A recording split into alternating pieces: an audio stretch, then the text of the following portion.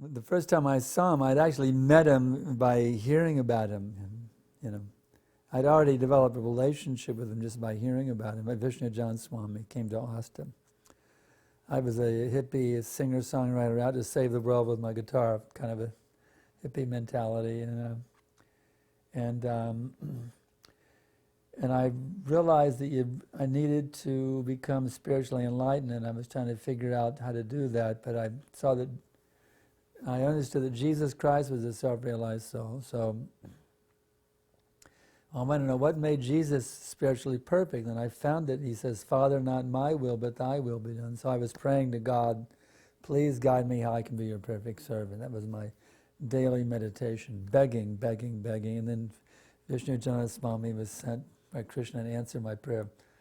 And then my whole thing was with Vishnu Jana Swami in the beginning. And of course he was a very Prabhupada conscious person, totally immersed in Prabhupada.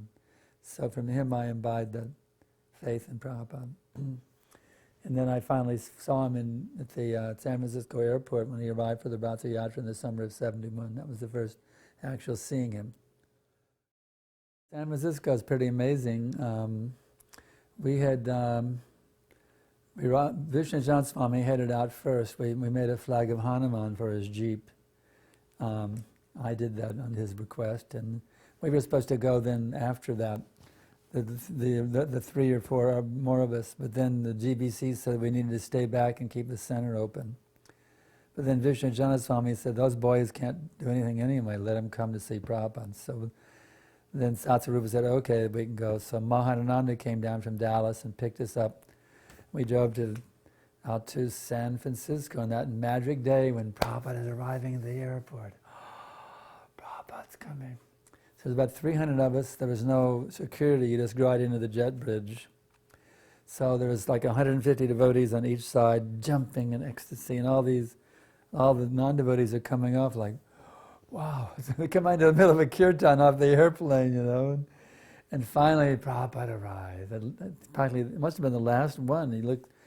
I was expecting some huge God Guru, 20, we all hit the pavement, and the amazing thing was the devotees thought it is very auspicious if we give Prabhupada a trail of yogurt to walk in. So they put a trail of yogurt through the whole airport terminal. Prabhupada walked in a trail of yogurt all through the airport terminal. And then he finally got out to where, the cars pick you up, but there was no one to pick him up. And there's some photographs of this, actually. Prabhupada is standing there like a stately gentleman. And there's about 300 devotees all standing around taking his darshan. Just not a word, just standing patiently waiting for his ride. We devotees in Texas were stupid. It wasn't me, but we had a vehicle. And we thought we're going to go to the Rath Yatra site so we can be there to greet Prabhupada when he arrives. We left Prabhupada at the airport and drove away in our vehicle. We were really stupid. It wasn't mine stupidity, it was our devotees who had the vehicle, Dvija Hari Prabhu.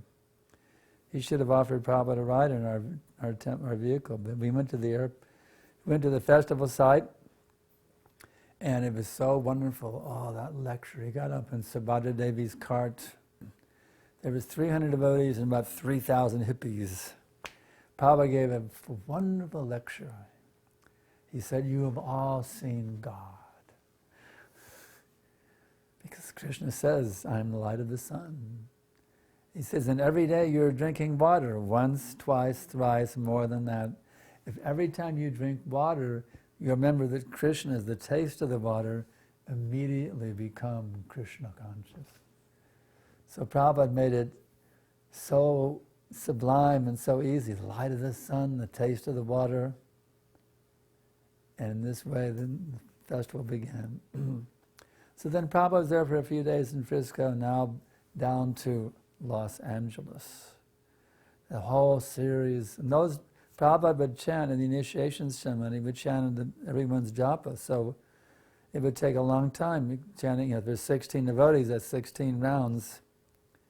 So they broke it up into a whole series of initiation ceremonies, because there's so many devotees getting initiated. But I had only been chanting for 5 months, so I couldn't get initiated. I was so scared that Prabhupada, they say he's an old man, he can leave his body any time. I was walking up and down the hall there outside the building, just between the two buildings. I was walking back just crying, am I going to get initiated? Oh. But I had a wonderful pastime with Prabhupada actually in front of the temple building. He would go to those morning walks out on the beach or the park or wherever, and he'd come back and we had a special thing that was done in those days. We'd line up along the sidewalk and every devotee would have a flower, it'd be a whole queue, and Prabhupada would have a basket of flowers. You give Prabhupada a flower and he gives you one. You have your own one-on-one, just you and Prabhupada. So I was near the front of the queue, and Vishnu Janswami is the first in the queue. He got a hug. But being one of his men, I felt I was getting a hug too because I was one of his men, you see. So anyway, I get my flower. I've had my moment. I got my flower in my hand. Oh, a flower from Prabhupada. So anyway, Prabhupada's going down the line. You know, there's some steps there in front of the building. So I call this drinking Prabhupada into your heart through your eyes. So I wanted to have another darshan. As Prabhupada came around, he makes a right turn and then goes, up to the back to his quarters. So he's making a right turn there. So I station myself on the steps so I can get a really good darshan of my beloved spiritual master. And I'm standing there looking at him, and he looks up at me. He sees somebody who's not in the flower queue. And Prabhupada is wondering if I got a flower or not yet. So it was all body language and facial expression. He holds up a flower like, did you get one yet? And I held up my flower and showed him, yes, Prabhupada, I have my flower. So that was so wonderful. Out of that huge crowd of devotees, Prabhupada singled out some crazy bhakta from Texas just to make sure I'd gotten my flower. So now a householder, he can take that flower home, put it in a glass jar, and put it on his mantle, But what's a brahmachari going to do with the flower? I said, I want to keep this flower forever. I'll just eat it. I ate that flower. So in that way. Okay. So go a little deeper for me. What did that mean? Explain what quality of Prabhupada, a characteristic. Prabhupada. Okay, I'm speaking. Hold on. Action. This shows us Prabhupada cares about each and every one devotee. Every devotee is very, very dear and special to Prabhupada, not just the big leaders, or the GBCs, temple presidents, sannyasis. I wasn't even initiated yet, but Prabhupada cared so much about me, he wanted to make sure I got in the flower. It just shows the spiritual master is an ocean of unlimited mercy. So now we're back in Texas, and my 6 months is up. But Prabhupada is in London. So Vishnu Janswami writes a letter recommending myself, Ron, and Chris for initiation. We got it on August 12th, 1971 from London. Prabhupada writes a letter. And in this letter, giving its initiation, he very wonderfully said, you have been trained up in the expert guidance of His Holiness Vishnu Jana Maharaj.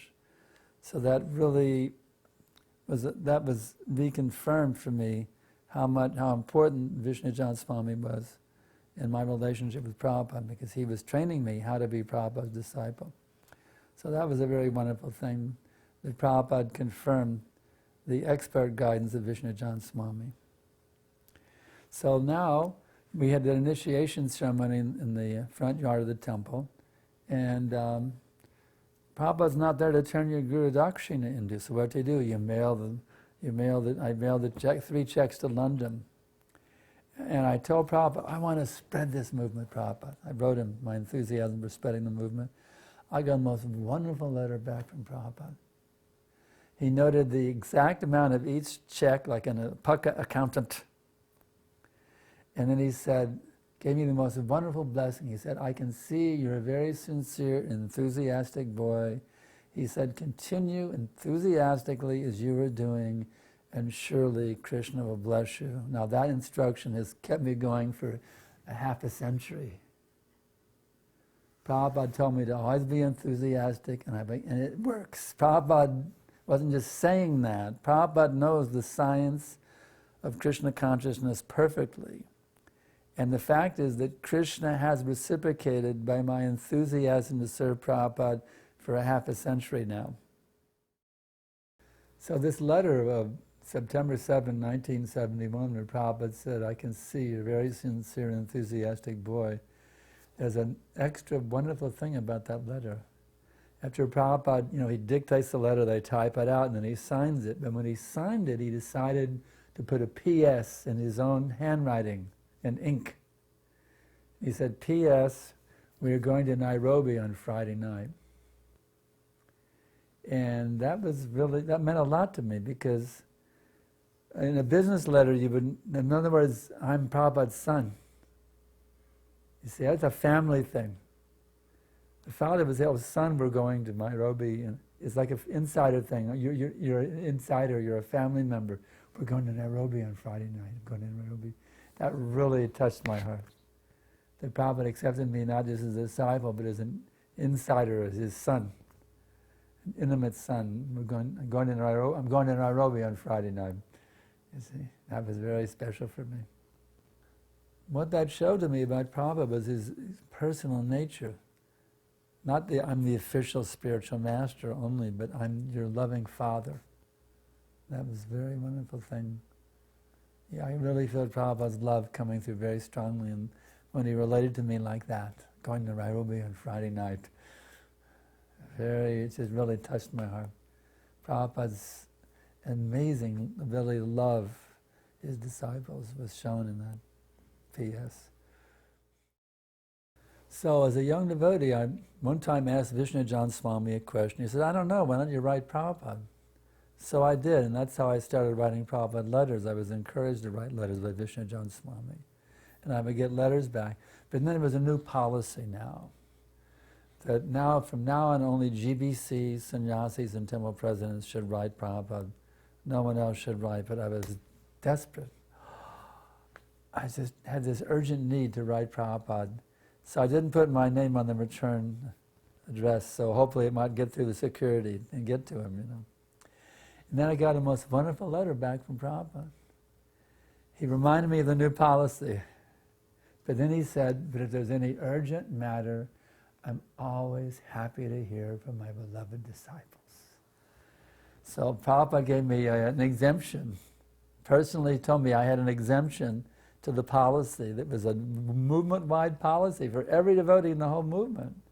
But Prabhupada told me that I could write him when I had an urgent need. And again, that showed the great compassion of Prabhupada and how much he cared about each and every single disciple. That was a wonderful, wonderful thing that Prabhupada, and I did take advantage of that until I no longer felt the urgent need, and then I was happy. I knew Prabhupada was with me, and I felt the connection. I didn't need to write him after the urgent need was gone. But for a while, I still wrote him with urgent questions that I had to have answers for.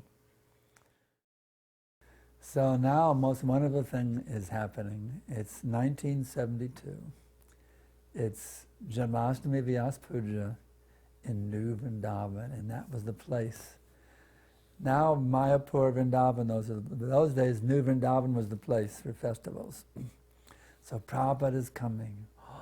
It's going to be a wonderful thing. So the Janmashtami was there, all day long, fasting till midnight. Actually, we're there with Prabhupada. We're sitting there with Prabhupada. Finally, midnight comes. Now we can take prasadam. And then Prabhupada says, now we will read Krishna book. At midnight, instead of prasadam, Krishna book reading. So 1 chapter, 2 chapters, 3 chapters, and then Prabhupada said, I think you're getting impatient. And he stopped the reading. And we took prasadam, but it was such a sense of humor, Prabhupada was just relishing Krishna pastimes, and we were thinking, when can we eat? When can we eat? So that was a wonderful thing that Prabhupada was. He took us to the austerity of continuing our fast after midnight to hear Krishna Lila. It was a good training for us, but at the same time he understood our need and we had to take prasadam, and he let us take prasadam finally. That was a very delightful thing when he said, I think you're getting impatient. Prabhupada's sense of humor, you see. He had he had a wonderful transcendental sense of humor that really showed that night. I think you're getting impatient. We'll talk about the understatement of the century. At that time, I was a member with Vishnujan Swami of the rock opera, the traveling rock opera. And we had actually been rehearsing at New Vrindavan, because after Janmashtami, we're doing a concert in Pittsburgh at a big auditorium called the Syria Mosque. So we're up there doing, the rock opera is going on, and there was one very prestigious person who came to attend our rock opera, and that was Srila Prabhupada. They made it in the center aisle, they made a Vyasasana for him, so he's sitting right in the center. Now in those days, devotees didn't applaud. That was something only karmis do. Devotees don't applaud. But there was one person in the audience who applauded, and that was His Divine Grace Srila Prabhupada.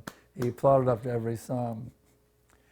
So I was one of the actors in the drama. They had me up there with a long, a beard, a long-haired wig, pretending like I was getting high on marijuana. And so Prabhupada, one godbrother, he was sitting there listening to Prabhupada and I heard a report from him. Prabhupada said, "The hippies are doing their business."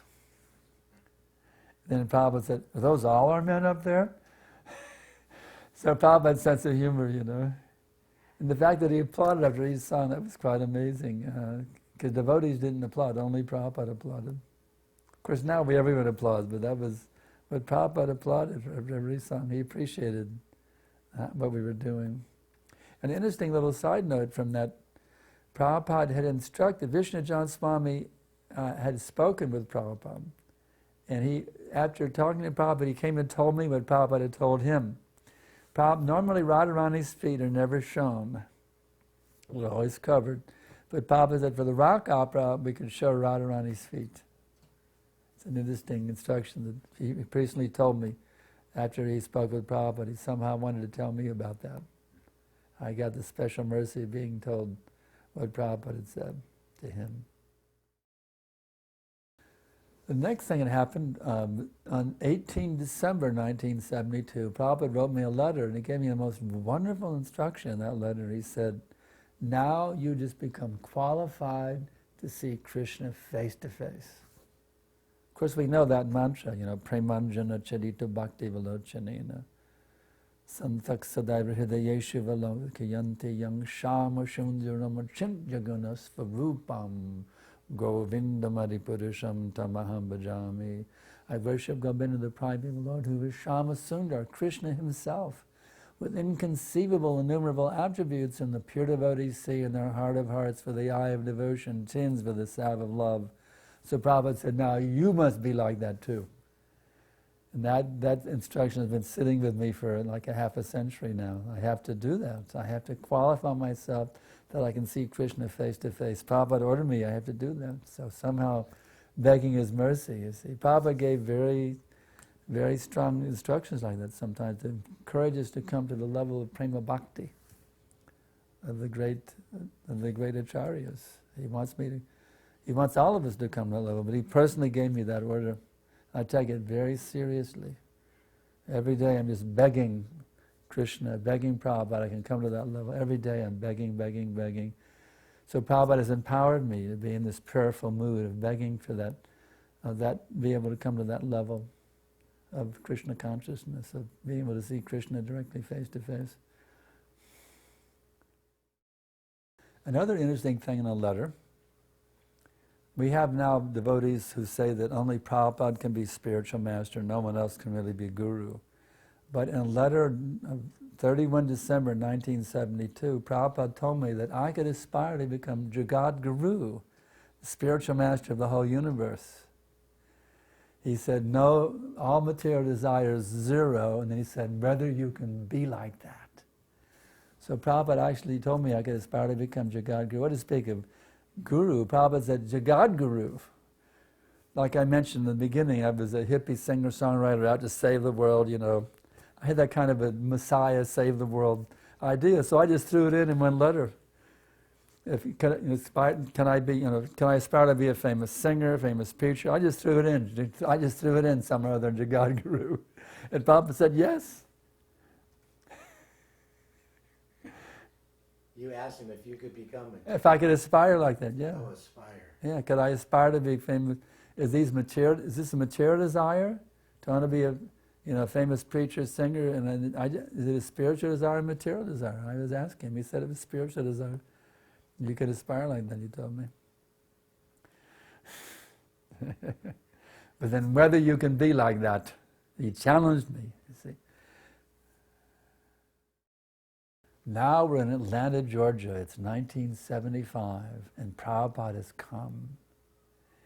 And it's so wonderful. Now, so many devotees, they got to do morning walks, it's so much personal association. I didn't get so much personal association. So I took advantage when in Atlanta that I would plant myself just beside the Prabhupada's, right on the right hand of Vyasa. I'd be right here by the Vyasa sun, just right there, just inches away from Prabhupada. I got as close as I could physically to.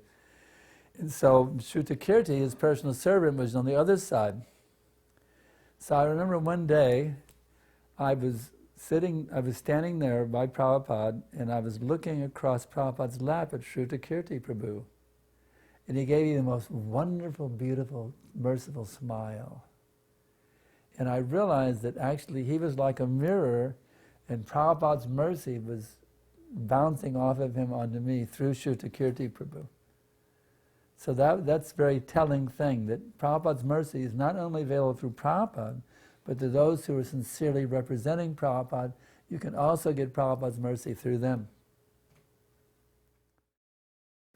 Another nice thing that happened was I got second initiation there in Atlanta, and Prabhupada gave it to each. You have your own private darshan, just you and Prabhupada. Wow, that was amazing. Now normally a sannyasi is never alone with a woman, but even for that thing, even the Maharaji's got to be alone with Prabhupada for second initiation. So now I'm in with Prabhupada, and wow. And I was a little confused because you do each, it's 10 times going through these different mantras. And I was wondering, well, do you do the first mantra, second mantra, third mantra, and you loop the loop 10 times, you do the first one 10 times. I was confused which way to do it. So Prabhupada just demonstrated Om Bhavaspati. He actually demonstrated it for me. He took the time and trouble to make sure he knew exactly what I was supposed to do. It wasn't like any rush thing. Like Prabhupada would give me all the time in the world, whatever I needed, Prabhupada was willing to give me. That shows me how much Prabhupada cared to see that every devotee knew exactly how to properly practice Krishna consciousness. That was a wonderful experience to be with Prabhupada in that moment. Wow. Have him put the thread over you. Oh, what a wonderful thing. Prabhupada's compassion. Many of us were there when Prabhupada gave that song class. Parama Karuna Pohundvijana Nitai Gora Chandra. Of course, I taped it with my cassette. Now, Prabhupada actually, after many devotees recorded it, and then Prabhupada said he wanted someone to play it back so he could play his mridanga, but I didn't play my back, I kept recording. So I have the part where Prabhupada, on my recording, I have Prabhupada singing it, and also Prabhupada playing mridanga to him, his tape of him singing it. But one point is, I was standing there just on his right side, and Prabhupada looked down at those deities. In Atlanta we had big, huge Gauranitai deities. And Prabhupada said, Lord Chaitanya and Lord Nityananda have appeared in Atlanta. So I was seeing deities down there, and he was actually seeing Lord Chaitanya and Lord Nityananda.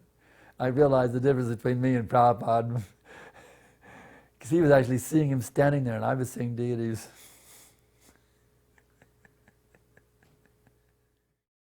Well, all familiar with that beautiful prayer, he reasons ill who tells that Vaishnavas die when thou art living, still in sound and living, try to spread the holy name around. If we can apply this very nicely. Prabhupada has given us the world deliverance mission. Here in LA, he said, become guru and deliver the world. That's the order he gave to us, his disciples. He ordered us to deliver the world. So if we embrace that world deliverance mission, that I've been ordered by my spiritual master to deliver the world, to become a pure devotee and deliver the world, if we embrace that very tightly in our heart, then actually we're intimately connected with Prabhupada at every minute, 24/7. If we keep that world deliverance mission, my duty is to think, speak, and act in such a way to push forward this movement that the whole world can now become Krishna conscious. If we embrace Prabhupada's world deliverance mission, we'll be packed up tightly with him 24/7. What attracts me most about Srila Prabhupada is his perfect knowledge of the Absolute Truth. He's not a speculator. He has perfect knowledge of God and how we can all become also perfect in our relationship and knowledge of God. His mercy is also there. His knowledge is there and his mercy. Both things are there. His kindness, but it's not just his kindness, he has absolute perfect knowledge of God and how we can also realize God.